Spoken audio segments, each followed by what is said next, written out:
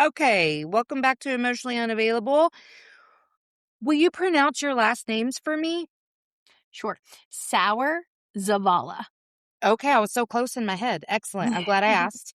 Well, it's so nice to meet you. I'm really intrigued by your work. I was looking at your profile again earlier and um I don't know, I'm gonna look at it again because I was wondering, I was trying to remember what part was like, oh my God, I want to talk about that. Um, I don't know. I think just in general, I've recognized how many things other people feel are fixed. And personality I mean, it's so much. It's so much of who we are. And especially like people who really get into that place where they become a person who doesn't try new things because like we know it's because they're afraid they're not going to be good at it, and or they know they won't be perfect at it the very first time they do it. Like having seen things like that 10 years ago without a full understanding of them versus now, it's just so interesting to me. So, how did you get into you're a clinical psychologist. How did you Mhm. get into the work you're doing? Yeah, so right, like you said, I'm a clinical psychologist and I am also a psychology professor and treatment outcome researcher. Wow. So, when I went to grad school for clinical psychology, right, wanted to be a psychologist, wanted to like help people like anybody mental health professional. And, as I was working through my program, I realized that maybe the best way to help the most people was to be on the research side, developing treatments that are more efficient, are more potent, are more likely to be picked up by mental health providers and used with their patients. And so I got into studying personality because it's a really efficient way to think about mental health difficulties. So the Mhm. like kind of gold standard in my field is like if you have panic disorder, there's like a treatment protocol for panic disorder. If you have depression, there's a treatment protocol for depression. If you have generalized anxiety disorder, there's a different one for that. For OCD, for borderline personality disorder, which is my specialty, there's a different manual or different protocol for every disorder in the book. And that doesn't really work very well for a couple of reasons. One, most people have more than one condition. Um, so Right? so it's kind of like, okay, well, what about my social anxiety if we're using the panic manual? And then the other reason, and this is really where I think like thinking about personality makes the most sense. The other reason is that therapists that actually provide clinical work in the trenches are super busy. And so they don't have time to learn 60 different protocols to treat all the disorders in our book. And Right. yeah, yeah. So what they do often is fall back on like, well, tell me about your week, right? Which is not evidence-based if you have some particular problems. And so basic research tells us that like basically all the different forms of mental health conditions can be accounted for by just 5 personality traits. These are like vulnerabilities for these disorders. Turns out if you target the traits, you can see simultaneous symptom improvement across all the problems that people have rather than kind of playing whack-a-mole with different symptoms. So that's how I got into it. Wow. That is very interesting. Okay, let's break that down a little bit. So, let me make sure I'm understanding what you're saying. Um, because somewhat from a clinical standpoint, probably more from a spiritual one, I would Yeah. say there's not that much uniqueness in most things. Like in people's stories, in their reactions, in how they got their wounding itself, like it's the same thing in different font over and over and over. And Hmm. I will be really honest, for a half a second one day, I was like feeling insecure, I guess, about myself clinically because I don't know, how you can get imposter syndrome just randomly? Totally. And Totally. and then I like really had to lean into what I know to be true, which is it's you don't have to be specialized in EMDR or specialized in this thing to be really good at what you're doing. And that it's again, it's I would never have classified it the way you are with the language you're using. So I'm so excited to hear like your information, but it Yeah. is also providing some comfort to me because I'm like, yes, see, I know what Good. I'm doing. Shit. Yeah, yeah. Well, exactly, right? So like one of the things I mean, I think what you're describing is like what we see clinically, right? Even if you're not describing it using like the research language that I am. So like, what we find is that people that tend to experience their emotions really strongly, so they're like higher on the personality trait, we call it neuroticism, though my publisher says that people don't like to be called neurotic, so we're rebranding it as emotional sensitivity now. Um but people that That's are why they're higher calling people highly sensitive people instead of right. neurotic. Yeah. I I mean, love that. I identify as neurotic, so I don't know. I kind of But am too, so yeah. I'm sure that's obvious. Um, so people that are higher in neuroticism, they feel their emotions really strongly. They tend to not like their feelings very much. Like, I hate this feeling. I shouldn't be feeling this way. It's weak Lots to of feel this judgment. way, right? Yeah. And so we see that like it doesn't matter if you have OCD or PTSD or panic disorder or depression. Like we see that same pattern. And so the thing that's different about the different disorders is what you do with that. In panic, right? You just make your circle smaller and smaller and smaller so you're not going into situations where you might feel that rush of emotion. In depression, Mhm. you're withdrawing, you're napping, you're canceling plans. In generalized anxiety, you might be checking. In PTSD, that might look like hypervigilance, right? And so the actual symptoms look different, but the way you got there for most people is pretty similar. It's the same risk factors. And so again, it's like way more efficient to target like I feel something, I don't like it, and I try to avoid it than it is to treat different diagnoses that really Yes. are just like made up anyway by like men in a room writing the DSM. Thank you. My son is currently in school for psychology, Okay. and he finally got to the DSM. And I, prior to him going to school for psychology at all, had to be very careful about language because I have been under the impression that DSM is bullshit for quite a while. And like, to me in my soul, I was like, it's just a list of characteristics with a label. Like that's all it is. And when you understand how insurance was created and what the system is designed to do, you know why this book exists. Let's not forget homosexuality used to be a diagnosis in the DSM. Mhm. So having said that, there was some things because like he had a friend a few years ago get diagnosed at first with bipolar. And I was like, oh, interesting. Okay. And I say nothing, right? Because I'm loving and supportive. And I'm like, oh, okay. And then 2 years after that, it was, well, misdiagnosis, actually ADHD. There's all these things. And I was like, oh, interesting. I say nothing.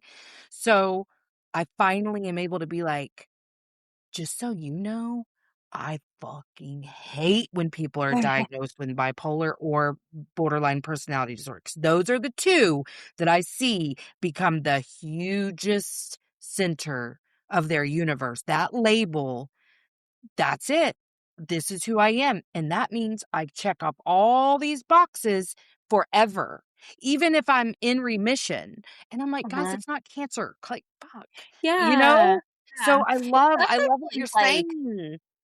yeah, I mean, totally. Like the DSM really, I think, like, in some ways, like when we think about evolution as a field, there are some ways that it has been helpful, right? I mean, Sure. the with DSM-3, like we got like different symptom sets, right? And that really led to an explosion in treatment outcome work, which great.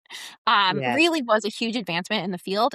And there are also all of these problems with it, right? So it doesn't address comorbidity or co-occurrence of more than one disorder. And like what you're describing, this like frequency of misdiagnoses or like I mean borderline personality disorder is my specialty, so like this is the one that I always talk about, but like two people can have a BPD diagnosis and share zero symptoms in common. There are 256 ways that you can meet DSM criteria for the disorder. And so it just doesn't really give you that much information about the specific person that's walking through the door. And so I think that's a really important, like, borderline personality disorder fact. It's also borderline personality disorder awareness month.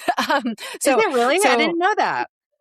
Yeah. So it is worth kind of saying that like many people when they receive that diagnosis will, like you said, get on the internet and read all this like really Yes, stigmatizing stuff about the yes. condition that really is like it's untreatable, it's lifelong, it's just Yeah. how. Hey guys, it's me. Emotionally Unavailable is produced 100% in-house by me with no team. So if this show has ever helped you and you want to give back, subscribe to the Patreon. There's several different levels with different benefits in each. Check the show notes and you can see what each tier subscription will get you. I also plan to there's also lots of fun things coming down the pipeline for the Patreon subscribers. So get in early. You can get a workbook, you can buy merch, you can do any of the things, and all of that supports the show to help it keep going. Really appreciate every single one of you. I love you so much, and I can't wait to see what we continue to do together. You're always going to struggle with relationships. And that is not the science at all. Like people with BPD recover. And they Absolutely. once you recover, you like unlike like depression that tends to be like kind of cyclic, once you recover from BPD, you don't slide back. Well, yeah. I mean, okay, so to be clear, I'm a person who back in old 2009 was looking through my DSM being like, I I might have BPD. Like, I really could. Like, I got a lot of these symptoms, you know? Yeah. And as I've like really unpacked my wounding and really confronted so many things, I've I have lots of narcissistic traits. I have lots of all of those things. Like personality disorder, it's me. Like, name one, I can tell you 5 symptoms I have. But I'm so grateful that I didn't take the path of getting diagnosed with something like that because for me personally, I'm not against people being diagnosed, but I would have been one of those people that was like, "Oh, I'm just batshit crazy." Because you go Hmm. watch a movie like Girl Interrupted, which was the movie of my generation, Oh, same. and Susanna had BPD, okay? Mhm. So, I was like, "Susanna crazy," and that's that, and then she got friends Uh-huh. with Lisa, who was more crazy and, so that was kind of the face to that for me, Right. and I'm Totally. so grateful because now I'm just like, "Oh, it's protective factors. It's just me trying to protect myself all the time. So let me figure out that and Yeah. not, oh, I have the weight of this diagnosis. And again, I'm not taking away from the fact that like the diagnosis is real, but it's just the way we respond to that as humans sometimes. Yeah. And then like people can be wrong about things too. So Yeah. I'm yeah. I don't have a No, real I point. think that that totally makes sense. I think that like, right, like I've seen it kind of both ways, right? 'Cause I work with a lot of people with BPD. Some people find like the diagnosis really comforting because Mhm. it's like, oh, all the like relationship problems and strong emotions and impulsivity, like all of this stuff that feels like a lot of different problems can be organized. Oh, there's a name for it and like there's a Right. treat for it. So a lot of people really like that. But like I love what you're saying because I think what you're describing is really similar to like how I think about BPD, which is that like it's a bunch of strategies that like the symptoms are a bunch of strategies that people use to keep themselves safe. And often, when it comes to treatment, it's like not so when I work with people with BPD and in my lab, we develop treatments, right? Personality focused treatments. And one's called BPD Compass. And we start with values. So we're sort of like, what's important to you? Like, how do you want to show up in the world?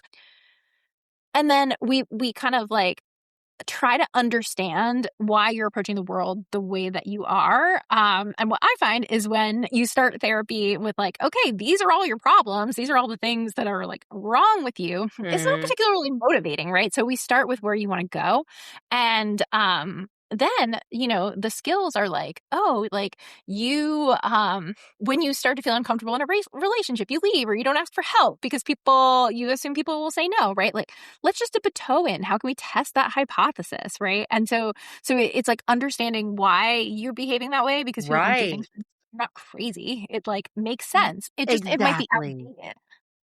And that you just said it. The shift between I'm just crazy and I just got some shit I gotta shift. Like, Yeah. because that was, I believed I was crazy because I had a lot of noise in my head. I Mhm. I didn't even have a beginner's understanding, even with any sort of clinical background, of why I was behaving the way I was behaving. I mean, Yeah. truly.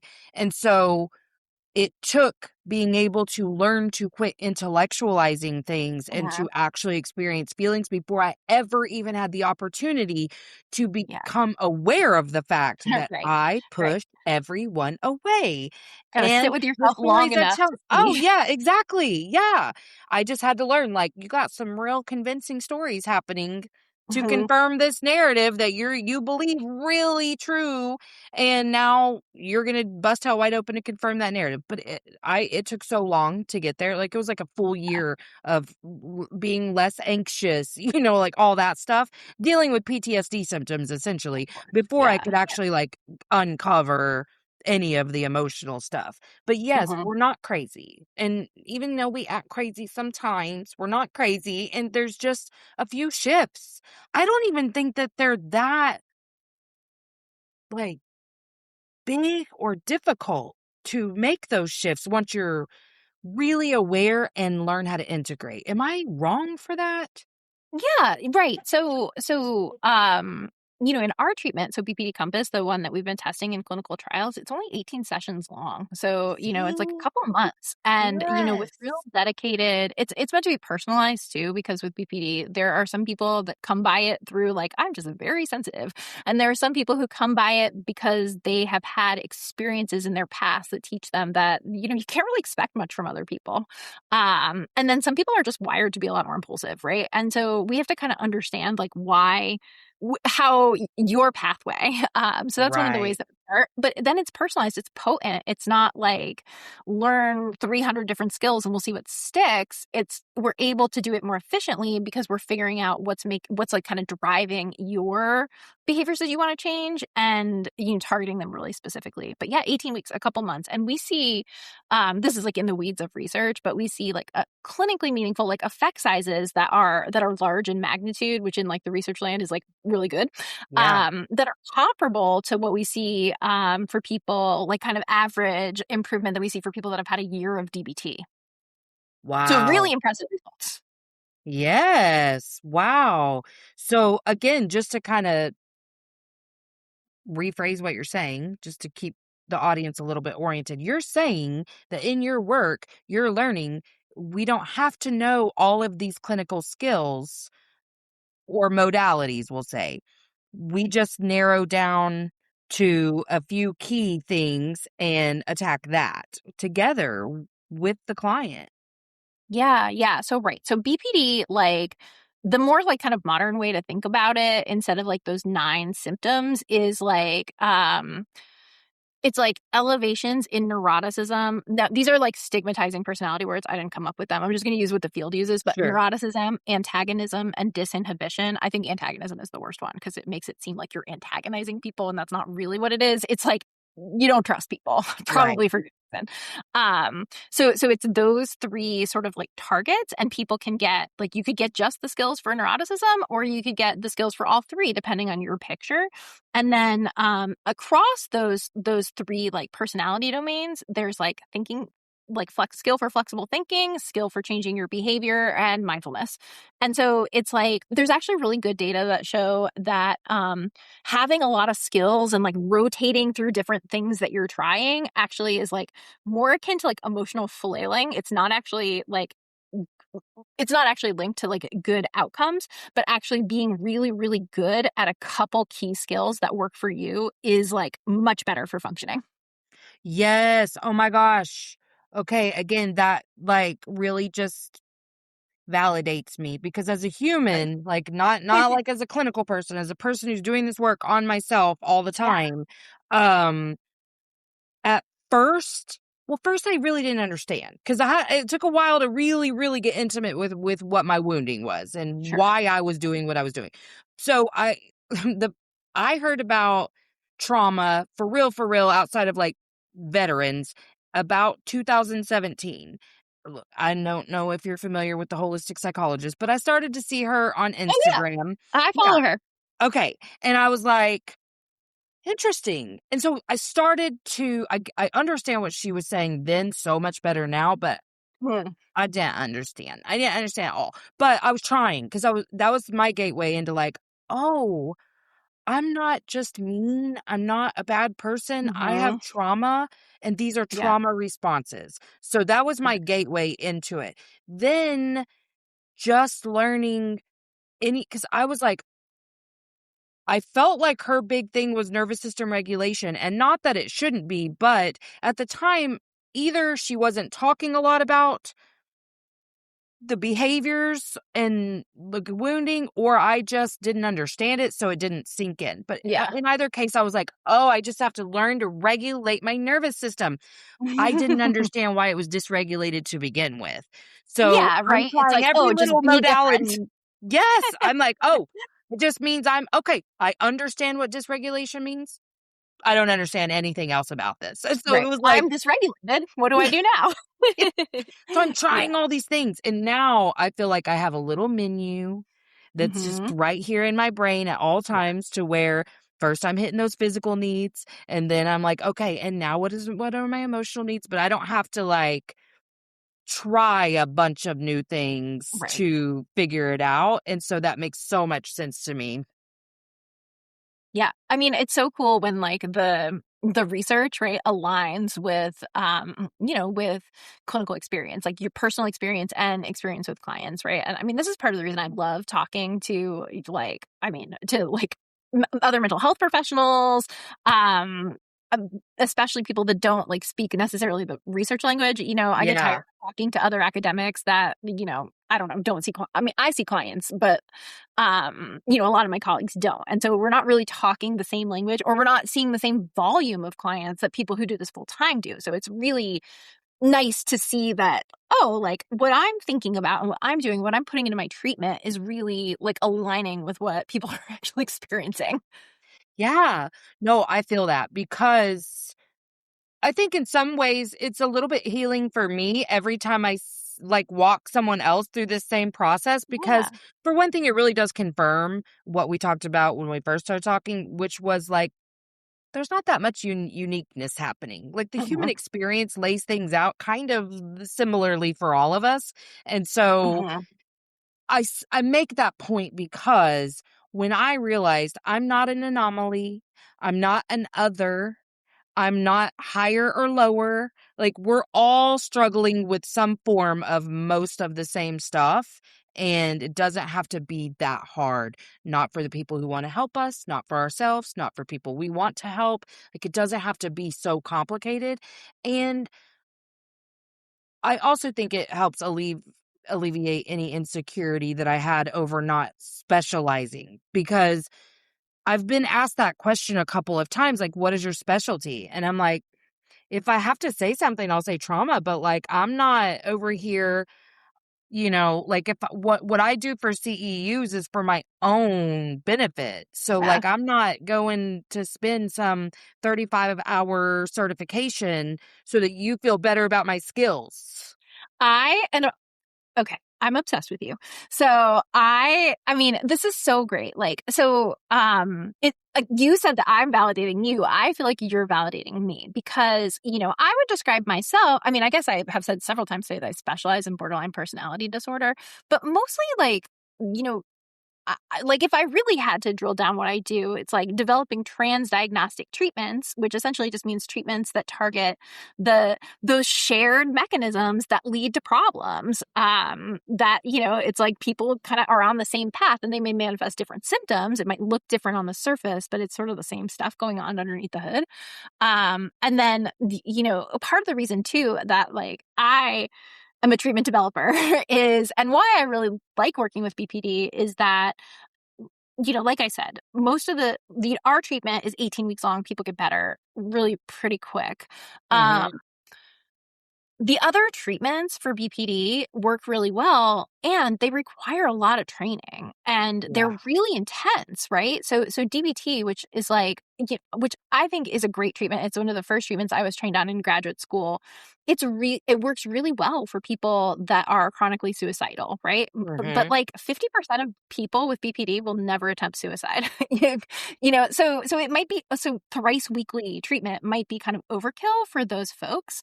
And also, it's very expensive to get trained. And I kind of think like what is better care for people is not putting up a paywall, like making it easy to learn to provide treatments. So like BPD Compass, our treatment, when we were developing it, I wanted it to be short so that it would be different from the treatments that are available, and I wanted it to be generalist friendly. And I say this all the time when I'm giving presentations. So it's like a CBT format because that's the modality that most people are trained in, or at least have some familiarity with Right. in graduate school.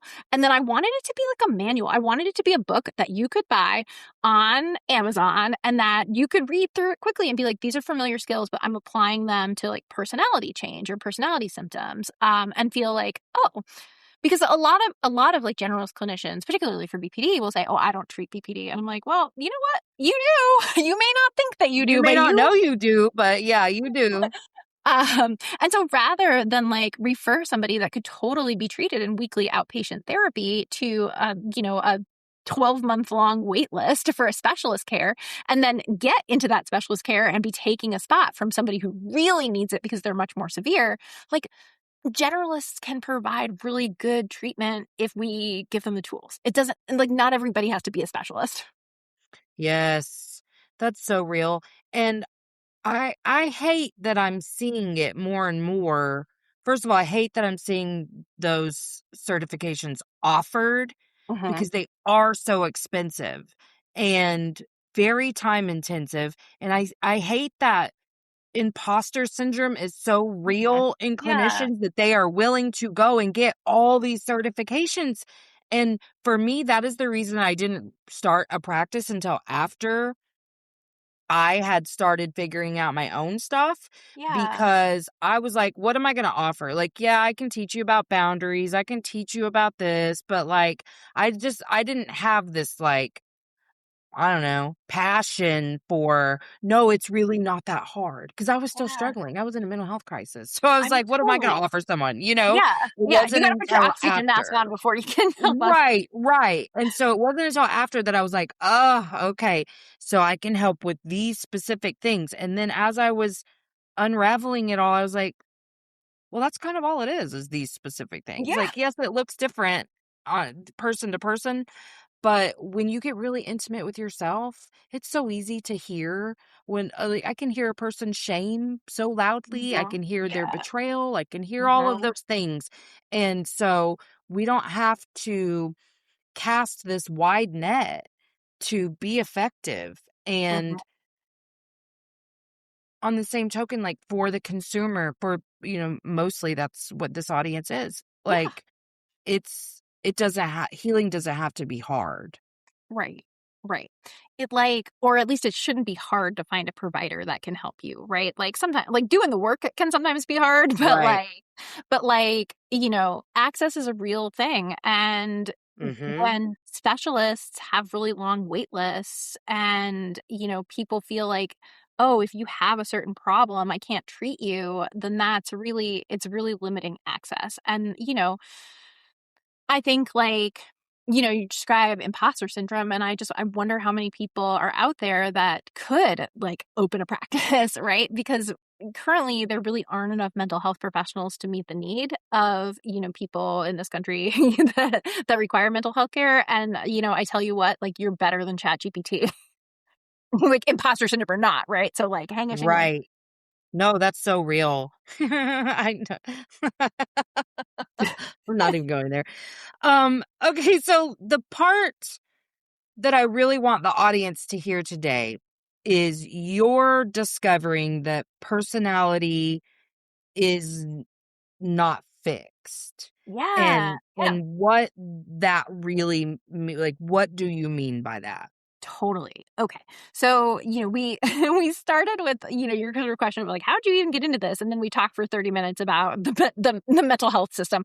But that's kind of how I came to personality change, is by trying to make the mental health system more efficient, because I know that these personality traits are risk factors for different disorders. Hmm. But then I started to think about it as like, well, why would intentional personality change just be for people who are struggling? Maybe other people maybe don't need to like shift their traits quite as much, but like want to be better in leadership at work, or Hmm. want to, maybe they're a little perfectionistic and they want to nudge that down a little bit, right? Hmm.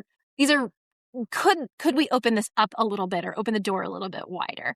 And so, in terms of the mechanics of personality change, I think it's usually really helpful to start with what even is personality?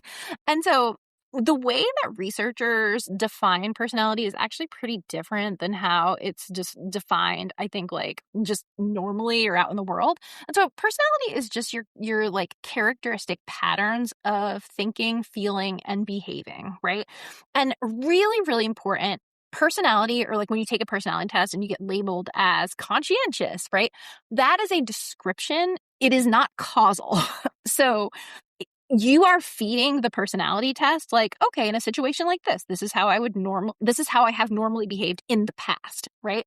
There's nothing when you get that result that says you're this much conscientious, right? There's nothing that says that you have to continue to be that way, right? That you can make those changes. It's not this underlying essence. And I Right. think a lot of people think that your personality is your values, your sense of humor, your taste in music. And it's really not. It's your patterns of thinking, feeling, and behaving.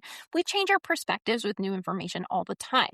We, based on like how many copies of Atomic Habits has sold, people are changing their behavior, right? And we change Right. things through experience.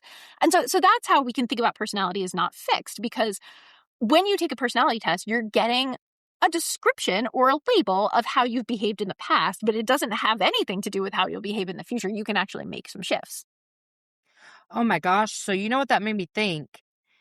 If your belief was that it was fixed when you got assigned that label and all the little attributes within that label, and you didn't get any new information about whether or not it's fixed, that's a part of like your internal narrative now that you're going to 100%. confirm. Like it's Yeah. now a part of your bias and how you Yes. view the world. I have literally had patients come into session and, say, I just can't set a boundary. I can't be assertive because I'm an INFJ. And I'm like, there's a lot I to love unpack you. there. Yeah. There's a lot Mhm. to unpack there. Yeah. Yeah. Yeah. And you have heard me talk about neuroticism and conscientiousness, right? Like, you'll notice that I have, like, I mean, there was just like a subtle dig at the Myers-Briggs. So I'm not here for a type-based test. Right. Myers-Briggs or Enneagram, they weren't developed by like scientists. Like Myers-Briggs was developed by like a lady that was observing kids in her at-home daycare. So and now it's like $1 billion business. But Shut yeah, up. I whatever. didn't know that. Yeah, it's bananas. But like these type-based tests, they're not what we use in research studies when we're studying personality. They are, I mean, they're fun, right? It's nice to get this label, and you're like, oh, that describes me. But You they, feel seen. That's the whole thing, is when you can see it's the same as getting a diagnosis that makes sense. You Mhm. feel understood and seen for the first time. So I I get mean, it's that. the same thing when you read your horoscope, or I was like about to say, description of I'm a your. huge astrology lover, so yes. I mean, But I like want to believe, and I'm a scientist, so it makes it like a challenge for me. But like I too will read. I'm a Libra, and I'm like, yes, that is me to a T.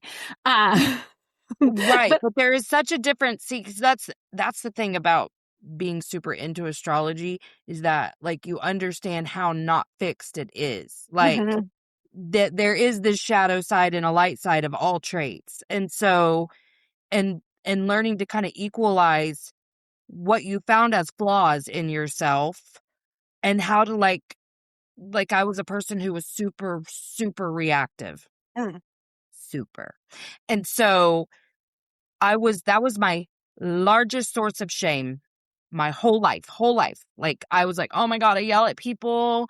Really just my family, cuz I would freeze or fawn in public and then Yeah. internalize and then come home and take it all out on my family. Like my grandma was always like, "You are such a bitch." And I was like, "I wonder Grandma. why you're a bitch." But anyway, so I was super reactive, huge source of shame.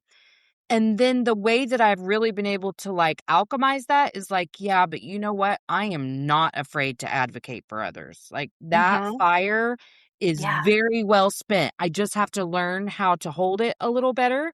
I have to learn how to forgive myself when Oh, I yeah. behave like an asshole and ask for forgiveness. Repair is important, but I think that's the part about believing personality is fixed that is scary. For Like, sure, think for sure. about. Yeah, so I think it can become really easy to use as an excuse, right? And that keeps us stuck. And honestly, the only person that suffers when you kind of write yourself off in that way is you, you know? And Yes. and so so a big reason why I also I mean, aside from the fact that they don't really have any scientific support, I don't like these type-based tests because it feels like a big undertaking to like just change your type, to jump into a new type. This is why I really like so researchers use what's called the big five, or the five factor model of personality, and it essentially is just like these five broad traits that research has shown over and over again across languages and cultures. Personality can kind of be boiled down to at its simplest form. And so that's neuroticism, how strongly you feel emotions; extroversion, which is like not just sociability, but how like energetic and excitable you Right. Is it are. super draining when you're in public? Mhm. Yeah, yeah. Agreeableness, which is like how trusting you are, how humble you are, how oriented towards the good of the group you are. Conscientiousness, how achievement striving, organized, reliable, and openness, how just open or interested you are in new experiences and aesthetics. And I always tell people, like, think about like a sound mixer or a soundboard, those little like levers that you can move up and down to address like shift, treble, and bass. So think about that with five sliders on it, one for each one of these personality traits. And so instead of just like, here's your type, you're one of 16, every single person has their own level on each of those five dials. And it doesn't roll off the tongue as easily as like, you're an INFJ, but Right. it is like much more nuanced. And when it comes to change, like, well, I'm like a rigid perfectionist and I don't want to be like a complete fuck up when you are switching types, right? Like, I don't wanna lose what's good, but maybe I Exactly. can slide it down just a hair, so I'm conscientious, but I'm not perfectionistic. It feels a lot more obtainable. Yes. I love that. Because, like, the truth is, I could feel intuitively things were shifting in my, I'll say, personality. Yeah, But, like, I wouldn't have been able to even express it, honestly, because it didn't make sense to me. So just having more of an awareness of like, of course that's possible. Of course you're capable of that. N- Well, and I think too that's why I always like referred to myself as a extroverted introvert because there was mhm. just so many things about that that I didn't understand. And like, are you extroverted or are you a people pleaser? Like what is this? Yeah, well, and those are, like, different dimensions. You could be extroverted and a people pleaser, like, they're their own dial on your mixer that is your personality. Also, like, what you're describing, like, I people so many people say, "I'm an extroverted introvert," or there's this new word, "outrovert." I don't know if you've heard it, or Oh, I ambivert. haven't heard that. Yeah, it basically just means you're extroverted in some situations and introverted in other situations, which is just like just a new word to describe what we already know about personality. So personality is on like a bell curve, right? So most people are average. They're in the middle. And when you're average introvert extrovert, yeah, in some situations when you're more comfortable, you act extroverted, and in other situations you act more introverted when you're not comfortable. And then as we go Right. out to the tails of the bell curve, there are some people, fewer people at the extremes that it's like, I'm introverted all the time, every day, all day. And people that are extroverted all day, every day. And so like you don't need a word to describe, you know, moderate extroversion because it just means you're right in the middle Right. See, my on that husband, slider. he has always like he's an introvert. Mhm. Like that's what he would describe himself as, but he's on the extreme, and I'm Mhm. like, honey. first of all, I think you might be on the spectrum a little bit, but also you feel so unsafe with communication, like, period. Yeah, He shuts yeah, down in conflict. He doesn't feel safe expressing, like, his expression is so stunted because he's so yeah, afraid of rejection and, loss. So, I'm like, yeah, it's not just it's more than just the energetics of it because right. that's the part he understands, that Yeah, I feel drained in social situations, and I'm like, "Well, yeah, I would feel really drained too if I was having to sit there and overthink every little thing yeah, before I even open my mouth," and that's his yeah, understanding of being an introvert, and I'm like, "Oh, honey, yeah. you don't get it," It but that's sounds kinda okay. like maybe some anxiety as well, right? And so it's like it's more nuanced than just introvert, extrovert. And, like, when we're thinking about personality change, like, if he's very, very low, he's not gonna go to, like, life of the party, but it's like, how could you nudge that up just a little bit so you're able to connect better with, like, your 3 people in your life, you know? Or you're more comfortable expressing yourself in certain relationships so that you can live more in line with your values or have the types of relationships that you want to have. And so personality change doesn't have to be this like dramatic reinvention. It could just be like a fine tune, a tweak. Right. What are you seeing or, like, what's an example of a type of personality that maybe a listener would have that they might believe is super fixed?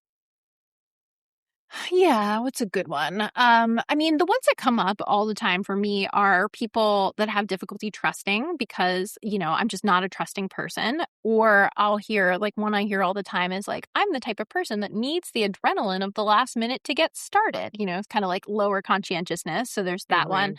Another one that hear a lot, like, I'm just a perfectionist. I'm just like this. I couldn't not be.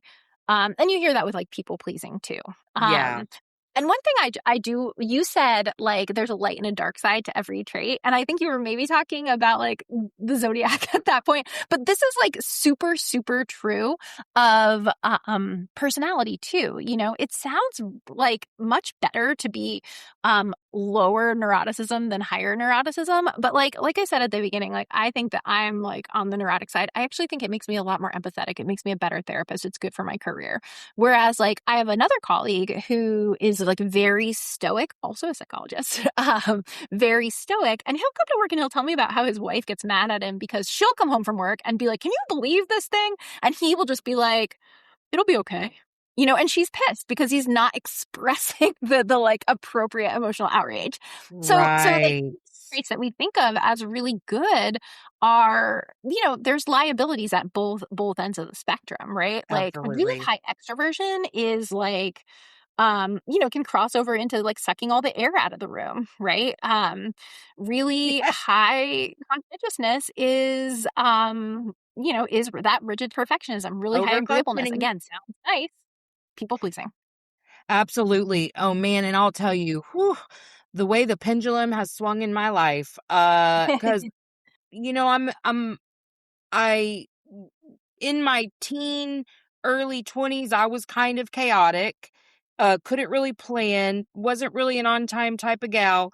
The guy I married at 20 was pretty on time, and apparently I like to marry people on the spectrum because 'cause I'm pretty sure he was too, but there was some things that were like, "No, this is the rules, and we follow the rules," and I was like, "I'm a rule follower, okay, so we're on time." So then after divorce, and I'm a single mom at that time of 2 boys, I'm having to learn, like, for the first time in my life at almost 30 years old, like, okay, how do I create a schedule for my life? Like, because I Yeah. had even though I had graduated from grad school, I had still stayed at home with the boys. So this is my first big Mhm. girl job, and I've got 2 kids and whatever, and I'm like, "Okay, huh, how do I function? Like, how do we do all of this?" So then I got rigid.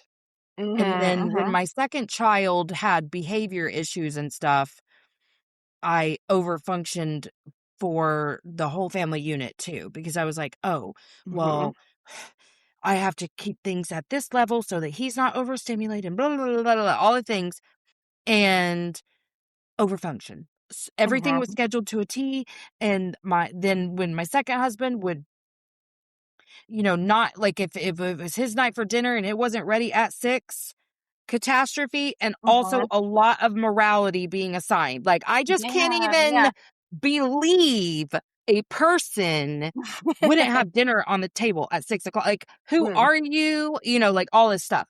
yeah. Then, as the years went on, and my mental health peaked and whatever, ups and downs, really kind of chaotic again. Like, not super, but now I feel like I'm in a balance where sometimes, like, we have a general Yeah. structure of things. I can get everything prepared for the week. I can, think ahead, all of that, but I'm not like applying morality or meaning to Mhm. situations that it doesn't apply to. But before, Right. those stories were very real. We have Mhm. to be perfect at this and make sure our schedule is being stuck to and all the things, because people will die if you don't. Yeah. I mean, it's really scary, or it feels very life and death. I mean, I get that too because I also was not a particularly, I mean, people are always shocked when I tell them, but like not very conscientious. In fact, like was kind of a hot mess, like messy and lazy and like, I mean, I am like a professor and I failed math for the year in high school because I just like didn't go to it. Yes. And it wasn't until but I had like other good traits, right, that were helpful for me. Sure. I was like, very empathetic and very agreeable and like was very relationship oriented. And it wasn't until I realized I want to turn that into a career and my low conscientiousness is going to get in the way that I was like, I need to make some changes. And I think like as I became like practiced conscientiousness, right? Like started to get reinforced for it, like started to get, positive outcomes and praise and regard in my field. And so the pendulum like really went the other way. And then I had kids and man, like, Exactly. yeah, right. It's like, though, your toddlers do not adhere to a schedule. They They do don't, not care. yeah, Mm-mm. they don't care. And I found that like, if my daughter would skip a nap when she was little and I was planning on using that time to like catch up on my emails, I would be like super anxious that people are going to be like, "Oh, Shannon's lost her edge," right? So you'd be thinking about the emails while I like was playing with my 18-month-old. I wasn't there. Yes. And so that's where I think too like personality, we can make changes to our personality because they fit our values at a particular time in our life. And then we have kids or we retire or like our situation changes. And then we might feel like, well, my values have kind of changed. And so maybe I need to show up differently. And that's 100% doable. Yeah, and I think if you have the belief that it's fixed, maybe you're not gonna realize your values have shifted, and or understand that when they do, it's fine for everything to shift a little bit left or a little bit right. Yeah. Like, Right. your hierarchy of needs can change, all Totally. of the things. Yeah. Absolutely. I love that. Man, well, I have loved having you here today. Tell us, so you wrote a book or releasing a book? Yeah. What's the deal?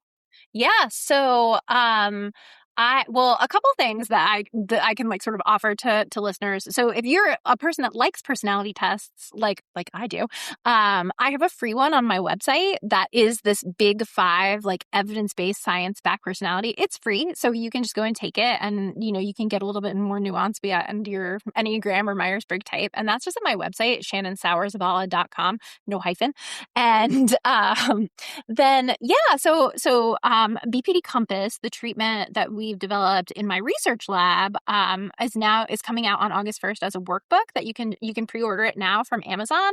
Cool. And like I said, like it's meant to be a generalist, personalized, personality focused approach to borderline personality disorder, and meant to make treatment for this condition that was, has historically been thought of as like, oh, for specialists, much more accessible. So check it out. We're really excited about it. I love that. And I'll make sure that I include all of that in the show notes too. Perfect. Thank you. Thank you so much for being here today. I had so much fun with you.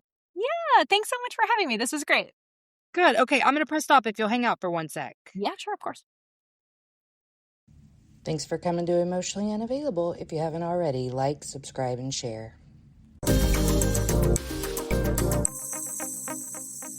Emotionally Unavailable. All right, that's it from me. So make sure that you check out the show notes for links. And until next time, let's all just keep swimming. INDEPE and cut.